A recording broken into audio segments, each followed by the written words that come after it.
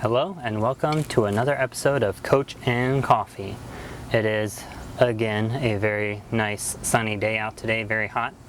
Wearing an old terrain race shirt. I think it is like 4 years old now, 3 years old. I don't remember. It's one of their old ones.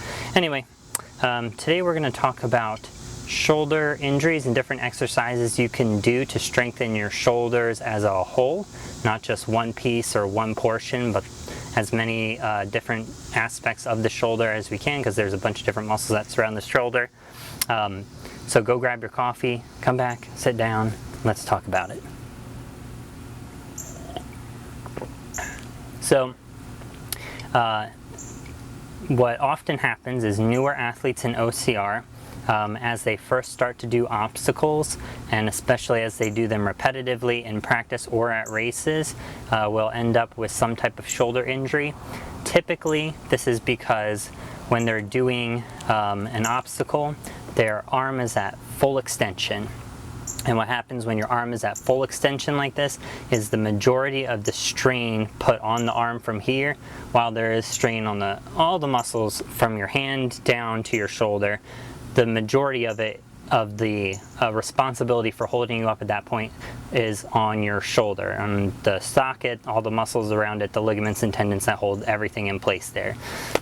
If you're doing obstacles with bent elbows like this, it's a little bit different. All that stress isn't just on the shoulder anymore. A lot of it gets put on muscles in your back, your forearms, your bicep, your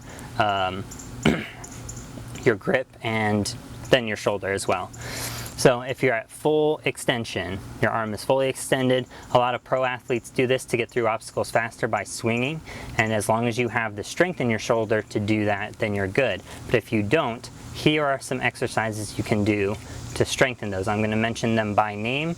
I'm not going to do a bunch of demos and stuff. It's up to you to look them up, or if you're having consistent trouble with it, reach out to us. We'll be happy to help you out.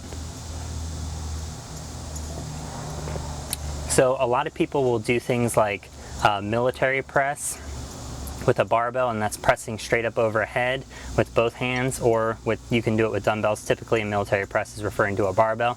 It's a great exercise for strengthening the middle and front of your shoulders, the medial deltoid and the anterior deltoid.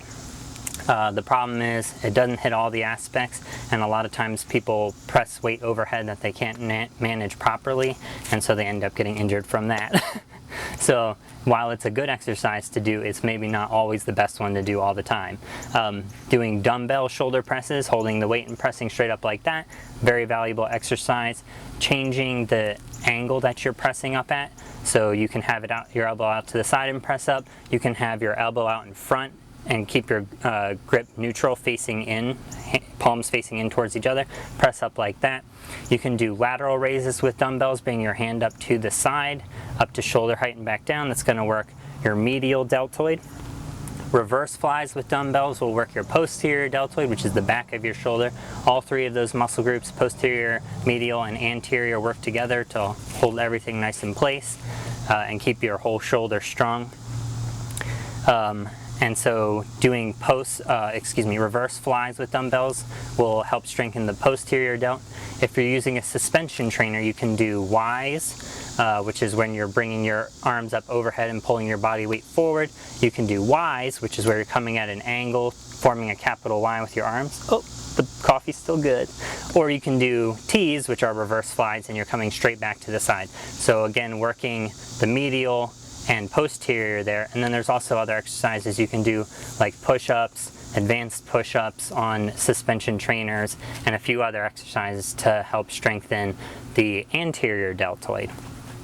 These things can be done with kettlebells, they can be done with bands, barbells, just about any different type of exercise tool, we'll call them, you can use to strengthen your shoulders. Just make sure you're strengthening your shoulders in all directions, not just one direction.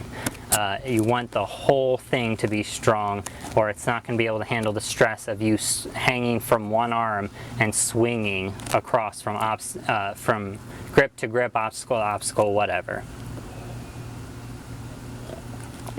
There's also muscles and ligaments and tendons in and around the joint that you need to strengthen. Things like excuse me, external rotation where you're holding a band or a cable and rotating outwards like this, or internal rotation where you're holding a band or a cable and rotating in. There's rotation coming up there, and so there's a bunch of different exercises you can do to strengthen the rotational movements in your shoulder as well, and those will help to strengthen the overall shoulder girdle. Like I said, very important. I've mentioned this in previous episodes. Injuries happen a lot to shoulders in OCR just because of the stress it puts on them. Especially it's stress that your body is very much not used to if you haven't done these types of things before. And the injuries that result from them are either sit and wait injuries, where you have to just stop and take the time to let it recover, and that can take a while sometimes, or it's surgery, and that's going to take quite a bit of recovery as well to get back to full strength and then build even more strength on top of that. So just do these things in advance. Start implementing exercises for your shoulders that work in all directions, working all the different muscles, and you'll have a much better chance of staying injury free. I'm sweating like a pig out here, so we're done for now. Thanks for watching, and I'll catch you next time on Coach and Coffee.